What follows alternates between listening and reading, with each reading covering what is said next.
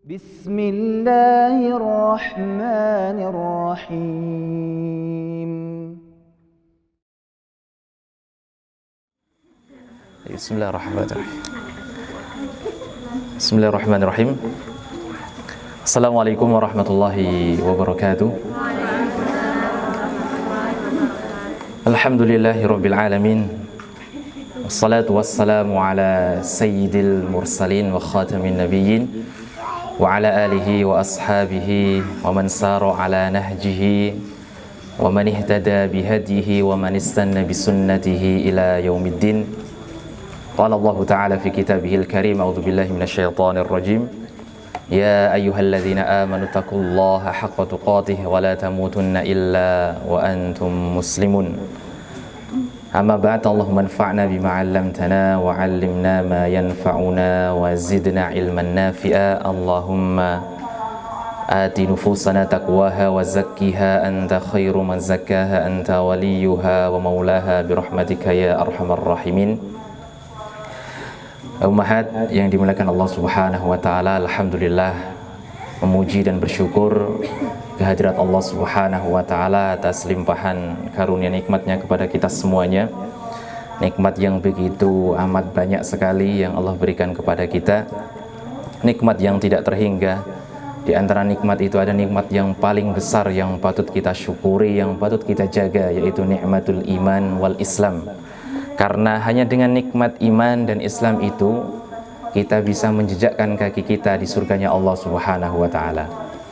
Dan mudah-mudahan Allah bimbing kita semuanya menuju jalan jannahnya. Amin. Salawat ma'assalam semoga senantiasa tercurah limpah kepada junjungan kita Nabi Muhammad sallallahu alaihi wasallam. Dan mudah-mudahan salawat salam tercurah juga kepada keluarga beliau, sahabat beliau, dan orang-orang yang mengikuti jalan beliau. Dan tentu kita berharap, bermohon kepada Allah, mudah-mudahan Allah jadikan kita semuanya sebagai pengikut beliau. Amin ya rabbal alamin. Ibu-ibu yang dimuliakan Allah Subhanahu wa taala, ya hari ini hari-hari ini Bu ya, banyak musibah yang menimpa saudara-saudara kita di belahan barat dan juga belahan timur. Kita berada di tengah-tengahnya, Bu. Iya. Artinya bisa saja terjadi di kita begitu. Maka yang bisa kita lakukan saat ini ya kita mendoakan mereka semuanya. Mudah-mudahan Allah berikan kesabaran untuk yang ditimpa musibah, dan mudah-mudahan Allah kuatkan mereka untuk menjalani, untuk menerima cobaan yang Allah berikan kepada mereka. Mungkin bukan sebab dosa mereka, mungkin bukan sebab dosa mereka, tapi Allah Subhanahu wa taala menekankan masalahnya bahwa kerusakan yang ada di darat dan di laut itu disebabkan ulah tangan manusia. Mudah-mudahan itu menjadi, setelah mereka bersabar, menjadi introspeksi untuk mereka semuanya dan juga untuk kita semuanya. Hati-hati, Bu, ya. Hati-hati dengan kemaksiatan, hati-hati dengan dosa. Boleh jadi itu mendolimi orang lain dikarenakan ulah tangan kita. Gitu ya. Kita kembali lanjutkan pembahasan tafsir surah An-Nur ayat 21. Betul, Bu, meskipun jenengan lama tidak hadir ya. Kok bisa tahu? Oh, dikasih tahu. A'udzubillahi minasyaitonirrajim. Ya ayyuhalladzina amanu la tattabi'u khutuwatis syaitan wa man yattabi' khutuwatis syaitan fa innahu ya'muru bil fahsya'i wal munkar walaula fadlullahi 'alaikum wa rahmatuhu ma zaka minkum min ahadin abada walakinallaha yuzakki man yasha wallahu sami'un alim. Itu ayat yang insyaallah mudah-mudahan nanti kita bisa selesaikan di kesempatan pagi hari ini. Di ayat yang ke-21 ini Allah mengingatkan kita semuanya, ya ayyuhalladzina amanu, hai orang-orang yang beriman. Peringatannya dengan panggilan kasih sayang. Ya. Ya ayyuhalladzina amanu, itu panggilan sayang Allah kepada hamba. Luar biasa. Ya. Itu menunjukkan bukti sayangnya Allah kepada kita. Bukan panggilan dengan yang lain. Kalau ya ayyuhan nas itu masih bentuknya manusia. Tapi ada orang yang kemudian tidak melihat ya Allah, kemudian dia mengimani Allah, maka itu mendapatkan kasih sayang Allah sehingga perlu dipanggil ya ayyuhalladzina amanu. Dan ketika ada panggilan ya ayyuhalladzina amanu, sahabat mulia Abdullah ibnu Mas'ud radhiyallahu taala anhu mengatakan, "Idza sami'tallaha yaqulu ya ayyuhalladzina amanu," ketika engkau mendengar Allah berfirman ya ayyuhalladzina amanu, fa'ar'aha sam'aka fa innahu khairun ya'muru bihi aw syarrun yanha anhu. Dengarkan baik-baik, karena setelah ayat itu atau di antara ayat itu ada kebaikan yang Allah perintahkan atau larangan yang Allah cegah. Kalau ada kalimat ya ayyuhalladzina amanu, berarti perlu kita perhatikan nih, kata Ibnu Mas'ud, kira-kira ada perintah atau larangan. Ayat berikutnya atau lanjutan ayatnya, ya ayyuhalladzina amanu la tattabi'u khutuwatis syaitan. Hai orang-orang yang beriman, jangan kalian ikuti langkah-langkah syaitan.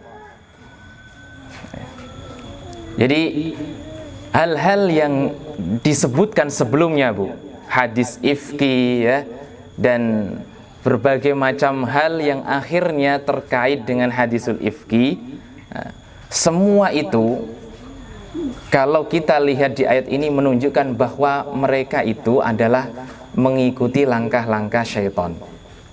Sehingga diingatkan oleh Allah, jangan kalian ikuti langkah-langkah syaitan kemarin itu, menyebarkan kebohongan, ya kan, ikut serta, bahkan malah ikut menuduh dan sebagainya. Nah, itu termasuk langkah-langkah syaitan. Khutuwat syaitan, khutuwat itu jamak dari khutwah. Khutwah itu artinya ma baina qadamai al-mashi. Kalau orang berjalan antara kaki satu dengan kaki yang lain, itu namanya khutwah.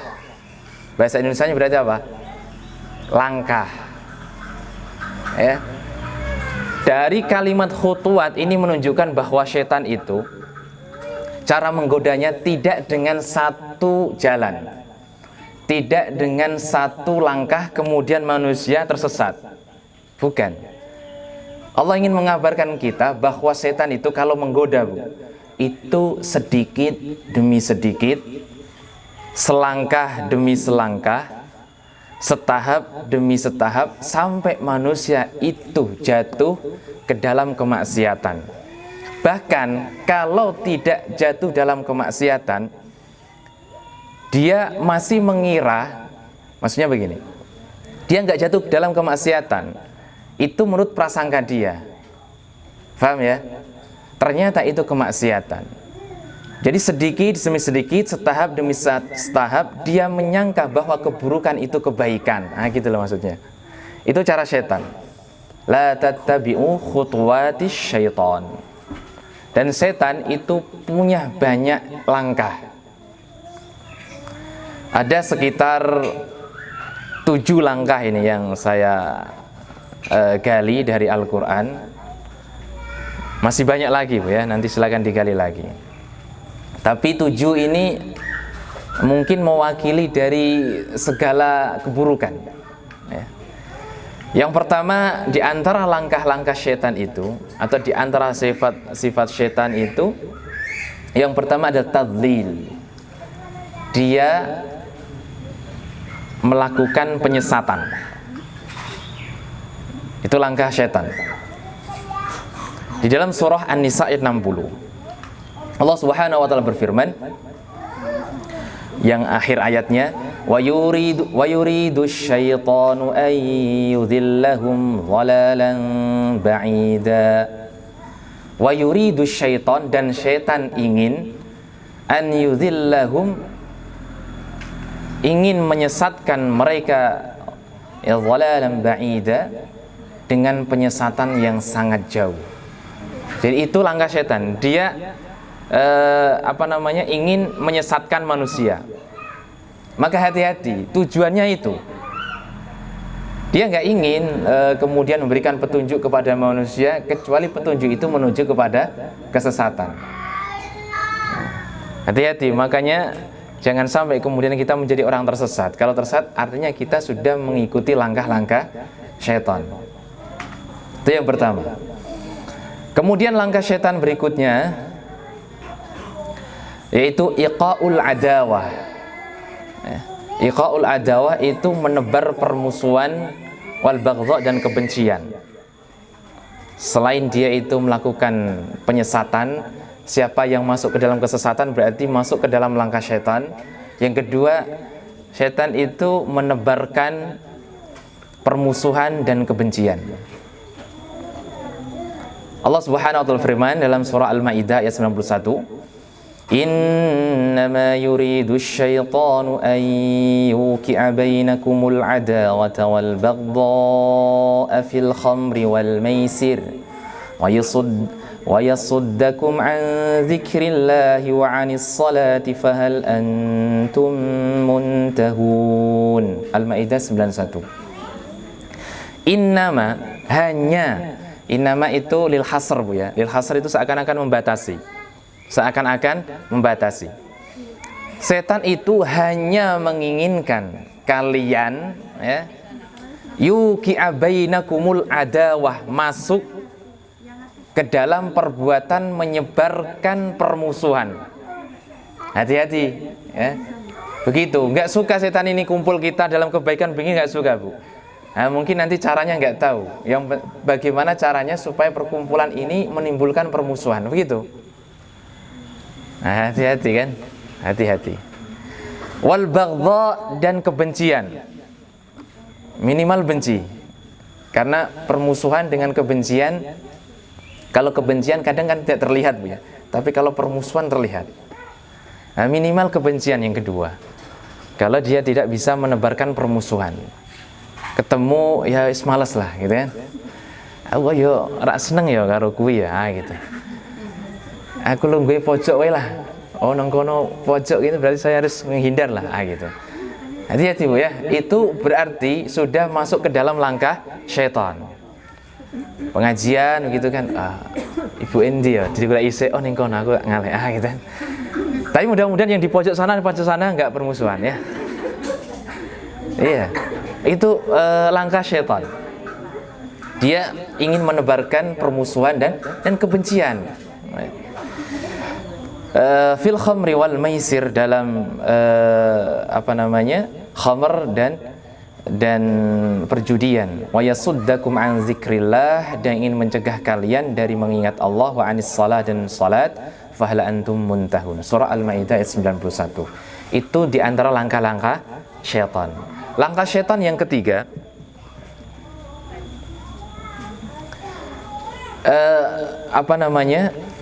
yang terdapat dalam surah An-Nur ini, ayat 21.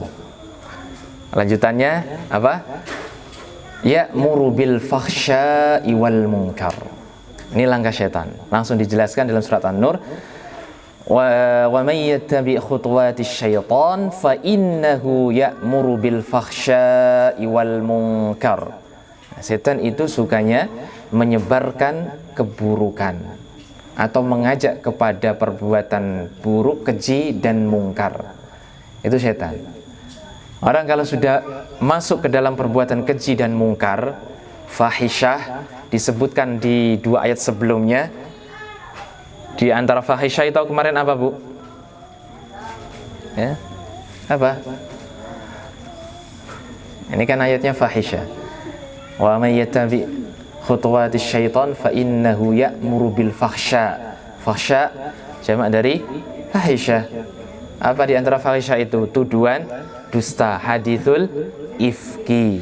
Nah, ini berarti Secara tidak langsung Allah ingin mengatakan kalian kemarin yang ikut-ikutan menyebarkan hadisul ifki itu sudah masuk ke dalam langkah-langkah syaitan. Ini langkah-langkah syaitan yang ketiga, ya, menyebarkan keburukan atau mengajak kepada keji dan mungkar. Surah An-Nur ayat 21.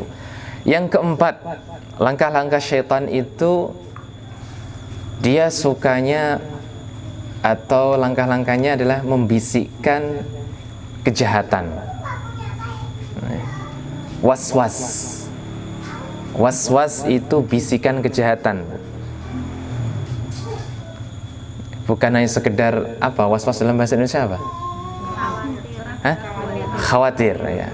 Tapi makna was-was itu aslinya adalah membisikkan kejahatan, membisikkan keburukan, sehingga dia ragu melakukan kebaikan.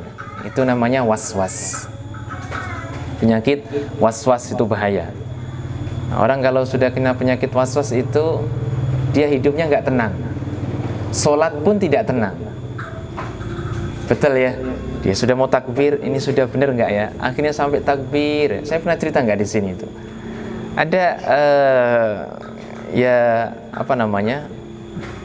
teman kami begitu ya, cerita dari teman kami yang sama-sama dulu belajar di kampus. Itu dia punya kakak pondok, ya. Kalau sholat itu lama, Bu, ya, sampai akhirnya dia ketinggalan jamaah dan tidak mau jamaah sampai.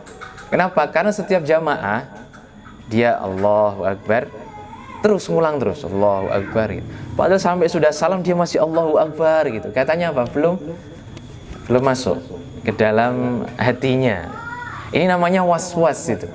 Was-was itu bisikan keburukan setan yang menyebabkan dia enggan melakukan kebaikan. Akhirnya dia malas dia jamaah gitu kan. Akhirnya imam sudah salam, saya belum selesai. Ada sampai gitu. Jadi kan pernah dapati orang begitu? Kayaknya belum pernah ya. Itu saya juga dapati dari cerita saja, nggak pernah lihat langsung. Ternyata ada. Allahu Akbar, belum. Allahu Akbar, sampai imamnya sudah salam dia masih Allahu Akbar, Allahu Akbar, ya.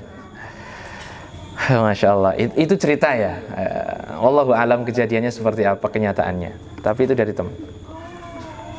Itu setan. Ayatnya Al-A'raf ayat 20. Allah Subhanahu wa taala berfirman, "Fawaswasa lahuma asy-syaitanu liyubdiya lahuma ma wuriya anhuma min sawatihima wa qala ma nahakuma rabbukuma an hadhihi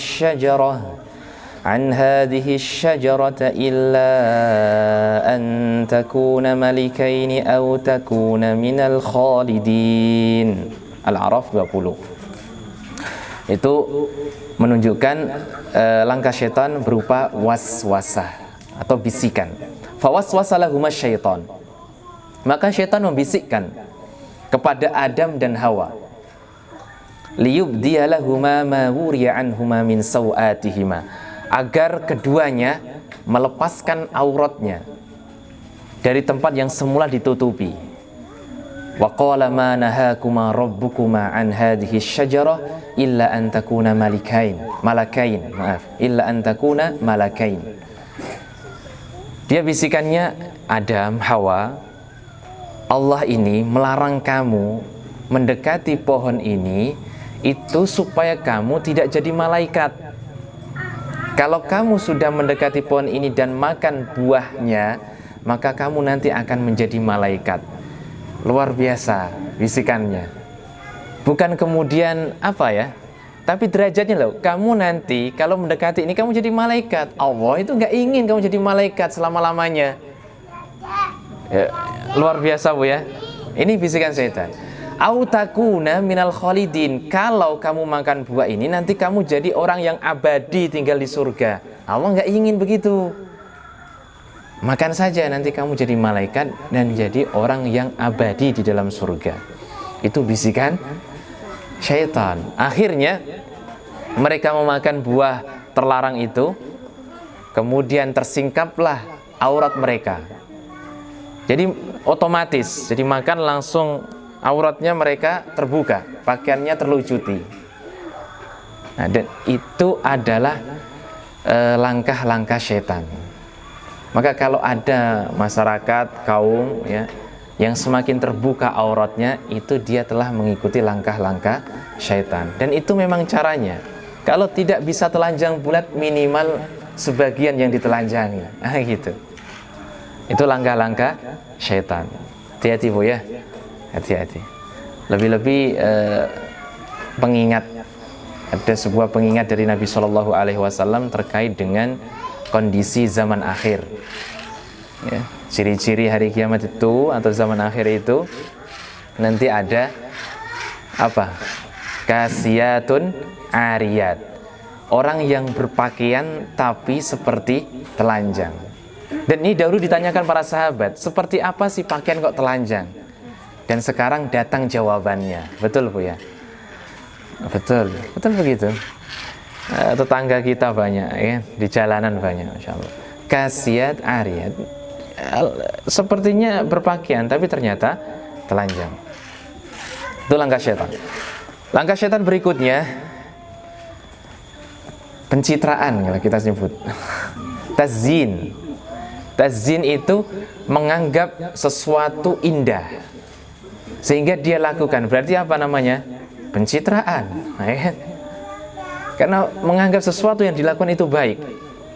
Nah, hati-hati ini Masya Allah, fenomena pencitraan itu lebih-lebih mendekati tahun 2024 ya kan? Ya banyak lah Bu ya. Nanti model rambut merah, rambut kuning gitulah ya. Masya Allah ya. Rambut hitam kan itu. Masya Allah. Ya, pencitraan hati-hati ya. Pencitraan itu termasuk langkah-langkah syaitan. Menganggap sesuatu yang dilakukan itu indah, baik. Karena dia sudah dihiasi oleh syaitan.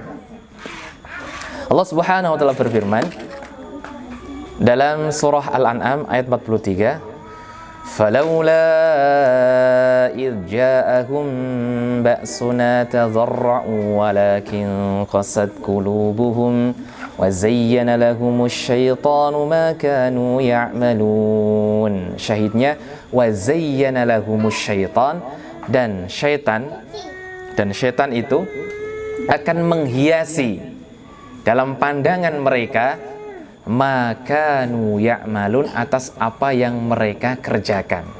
Dihiasi apa? Dihiasi dengan keindahan. Jadi mungkin bagi dia itu sebenarnya bukan sesuatu yang harus dilakukan oleh dia, tapi karena posisinya dia ingin mengambil citra yang baik itu dia lakukan. Nah, itu namanya wa zayyana lahumusy syaitan. Masya Allah. Al-An'am 43. Kemudian langkah syaitan berikutnya Bu ya. Surah Luqman ayat 21. Setan langkah-langkahnya itu mengajak kepada neraka jahim atau menuju masuk ke dalam neraka. Berikutnya, biar tidak terlalu panjang, langkah-langkah setan itu mengajak kepada kekafiran. Al-Hasyr ayat 16. Bagaimana caranya? Pokoknya yang penting orang itu bisa masuk ke dalam kekafiran, masuk ke dalam perbuatan kekufuran, walaupun mungkin dia tidak menyatakan dari lisannya saya kafir, begitu loh.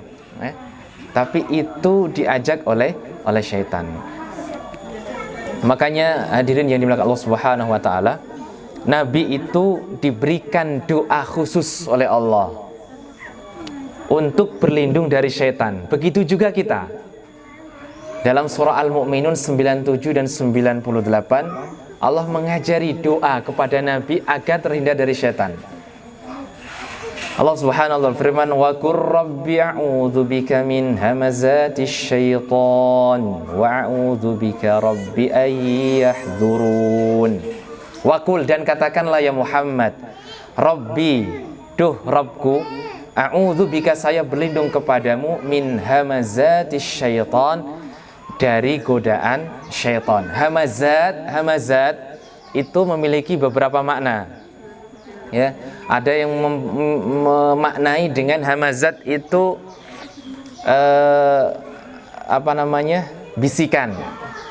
Ada yang juga memaknai hamazat itu dengan apa kemarin ya? Pukulan kalau tidak salah ya, cekikan. Itu juga hamazat.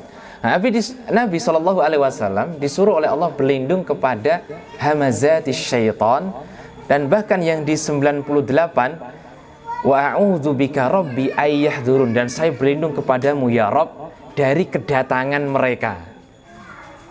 Bukannya sekedar bisikan, tapi datang saja, itu kalau bisa berlindung supaya nggak datang setannya. Kalau kita lihat Al-Mu'minun ini konteksnya Bu ya, konteksnya sebenarnya adalah membicarakan tentang orang-orang kafir.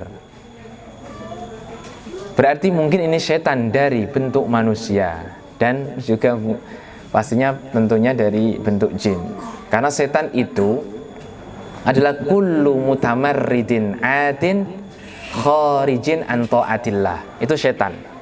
Setan adalah setiap yang sombong, angkuh, ya, keluar dari ketaatan kepada Allah Subhanahu wa taala, itu syaitan. Bagi pendapat yang mengatakan bahwa syaitan adalah sifat. Kullu mutamarridin adin kharijin an ta'atillah. Jadi setiap yang angkuh, sombong, keluar dari ketaatan kepada Allah, itu namanya syaitan. Makanya syaitan itu bisa dari jenis jin, bisa dari jenis manusia, bahkan ya bisa dia dari jenis hewan. Itu yang dikatakan oleh Syekh pentafsir kitab Al-Quran yang selalu saya bawa ini ya, Aunur Rahman. Ya, syaitan itu bisa dari bentuk tiga tadi ya, bisa manusia, jin, bahkan hewan. Ya. Itu syaitan.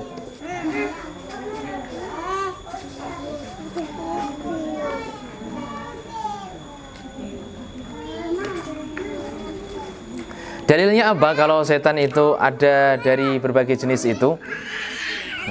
Yang sudah selalu kita hafal. Qul a'udzu birabbin nas, malikin nas, ilahin nas, min syarril waswasil khannas, alladzi yuwaswisu fi sudurin nas minal jinnati wan nas. Dari kalangan jin dan manusia.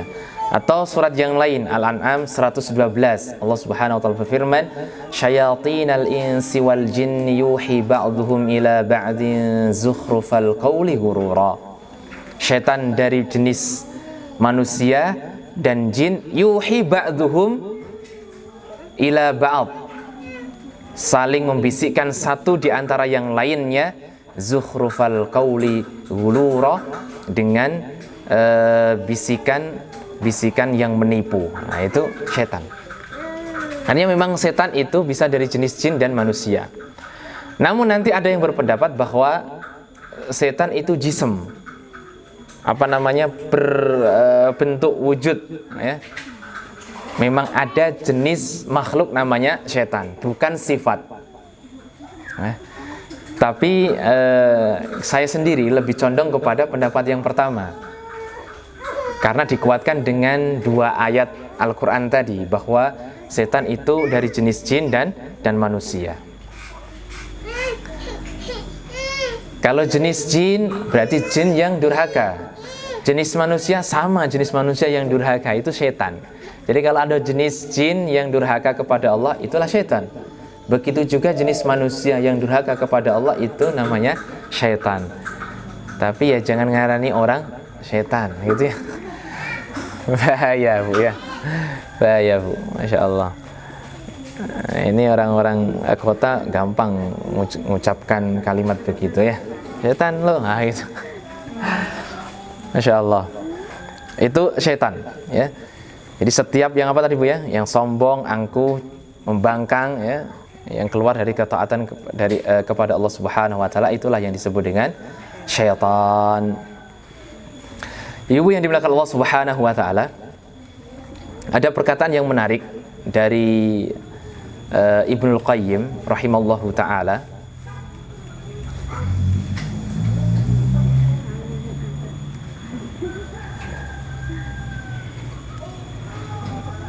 Ya, ada perkataan yang menarik dari Ibnul Qayyim di dalam tafsir. Beliau punya tafsir ya. namanya At-Tafsir Al-Qayyim. Beliau menyebutkan setelah menafsirkan ayat wala tattabi'u khutuwatis syaitan wa may yattabi' khutuwatis syaitan fa innahu ya'muru bil fahsya'i wal munkar. Beliau mengatakan setelah ada komentar bahwa dari ayat ini menunjukkan, ini komentar sebelumnya ya, sebelum beliau, ayat ini menunjukkan bahwa setan itu tidak mungkin menyuruh kepada kebaikan. Karena tadi yang kita bacakan semuanya, kita sampaikan, paparkan data dari Al-Quran itu semuanya keburukan. Betul Bu ya? Artinya, mafhumnya berarti setan itu la ya'muru bima lam yakun fahishan. Dia tidak mungkin menyuruh kepada sesuatu yang belum buruk. Dia juga tidak mungkin menyuruh manusia kepada sesuatu yang belum keji. Itu setan. Dia pasti akan menyuruh kepada keburukan. Hanya saja yang kita khawatirkan adalah jangan sampai kita melakukan sesuatu kita anggap itu baik padahal itu buruk. Kalau kita sudah masuk ke dalam hal itu berarti kita sudah mengikuti syaitan. Ibnu Qayyim mengatakan inna syaitan ya'muru bisab'ina baban min abwabil khair. Ini Ibnu Qayyim ya, ini bukan hadis. Tapi menarik. Setan itu sesungguhnya menyuruh kepada 70 pintu kebaikan. Ya tahu kenapa beliau memilih 70 pintu kebaikan. Biasanya angka 7 itu untuk mewakili hal yang banyak Bu ya. Biasanya begitu. Makanya misal terkait dengan 7 lapis langit, 7 lapis bumi ya. Itu ada yang mengatakan bahwa itu menunjukkan kelipatan yang banyak. Tapi Allahu a'lam ya. Seringlah angka 7 itu disebutkan ya. Inna syaitan ya'muru bisab'ina baban min abwabil khair. Sungguhnya syaitan itu menyuruh kepada 70 pintu kebaikan.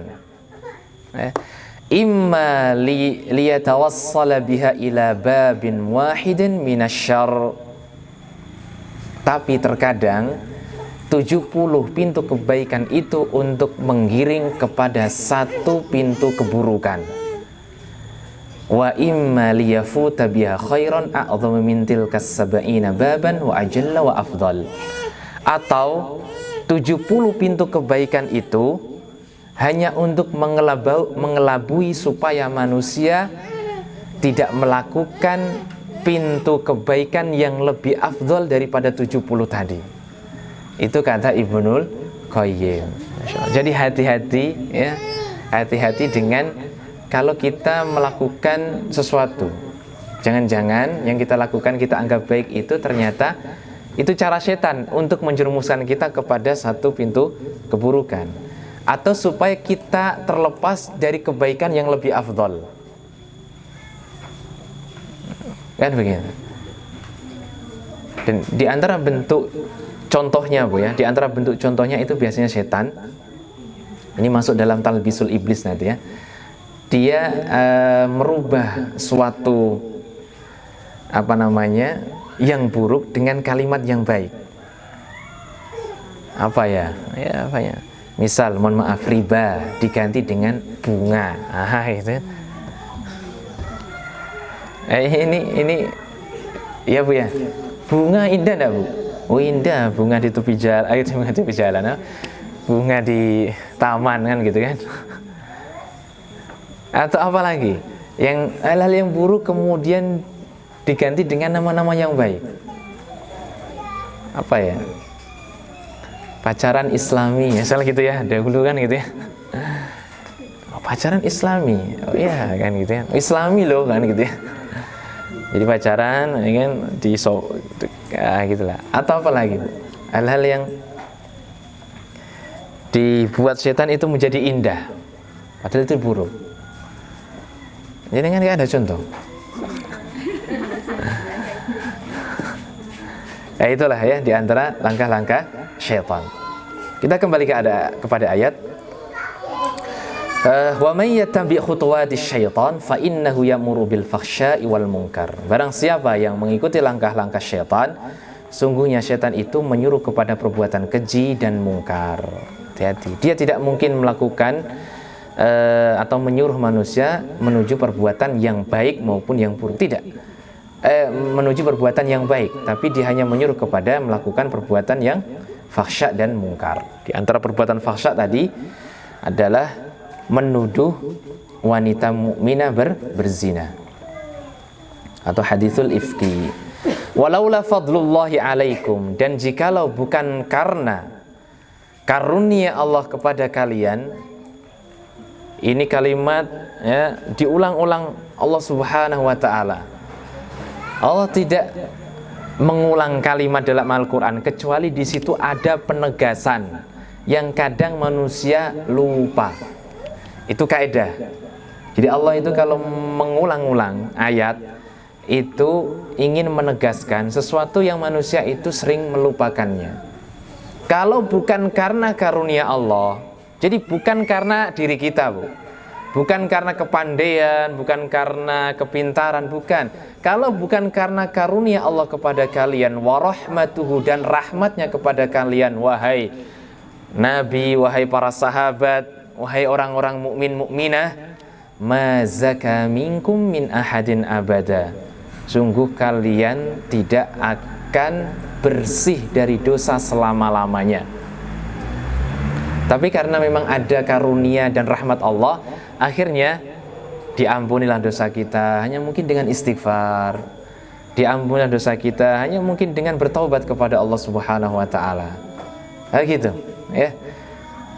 Allahu yuzakki man yasha. Allah Subhanahu wa taala membersihkan dari dosa siapa yang Dia kehendaki. Terserah Allah. Jadi tidak semua orang, ayat ini, Bu, ya, menunjukkan tidak semua orang itu dibersihkan dosanya. Hanya yang dikehendaki oleh Allah lah yang dibersihkan dosanya. Wallahu sami'un alim, dan Allah Maha mendengar lagi Maha mengetahui. Umat yang dimuliakan Allah Subhanahu wa taala, makanya Nabi Shallallahu Alaihi Wasallam mengajarkan kepada kita doa yang sering saya sebutkan di awal dan sering disampaikan oleh guru-guru kita di awal muqaddimah. Ya, Allahumma ati nafsi taqwaha wa zakkiha anta khairu man zakkaha anta waliyuha wa maulaha. Itu hadis doa yang selalu dibaca oleh Nabi Shallallahu Alaihi Wasallam. Hadis yang diriwayatkan oleh Imam Muslim dan juga Imam An-Nasai. Hadis yang berpredikat baik ini. Allahumma ati nafsi taqwaha wa zakkiha anta khairu man zakkaha anta waliyuha wa maulaha. Allahumma, ya Allah, ati nafsi taqwaha, ya. Datangkan, ya, nafsi ke dalam jiwaku itu ketakwaannya. Karena manusia itu diberikan ilham oleh Allah dua hal. Fa'alhamaha fujuraha wa taqwaha. Itu, hanya itu. Dari mulai kapan? Dari mulai ditiupkannya ruh ke dalam jasad. Langsung fa'alhamaha fujuraha wa taqwaha. Manusia langsung diberikan ilham kedua jalan. Dan jalan, kalau salah satunya kalau kita ingin mendapatkan jalan takwa, harus mematikan jalan apa? Fujur. Nah, gitu. Dan kadang kita nggak tahu bagaimana mematikan jalan fujur itu. Nah, maka salah satu caranya adalah berdoa kepada Allah Subhanahu wa taala. Karena Allah yang paling tahu jalan fujur itu apa. Nah, ini nabi yang sudah termaksum dari dosa, beliau selalu mengucapkan doa ini, Bu. Allahumma ati nafsi taqwaha. Karena nafsun, Bu, ya, mohon maaf, jiwa itu Masya Allah, ya, berbolak-balik. Sering saya sampaikan, jangan sampai membenci itu dengan kebencian yang sebenci-bencinya, Bu. Dan juga kalau mencintai, jangan secinta-cintanya, ya. Karena hati itu tidak tahu, gitu loh. Kalau jenengan sedang benci, ya wajar saja. Kalau sudah mencintai, wajar saja, gitu ya. Kecuali mencintai Allah dan Rasulnya. Karena takutnya nanti jenengan membenci sesuatu, Allah balikkan hati itu, jenengan jadi cinta, jadi suka, jadi mau, gitu malah malu sendiri nanti.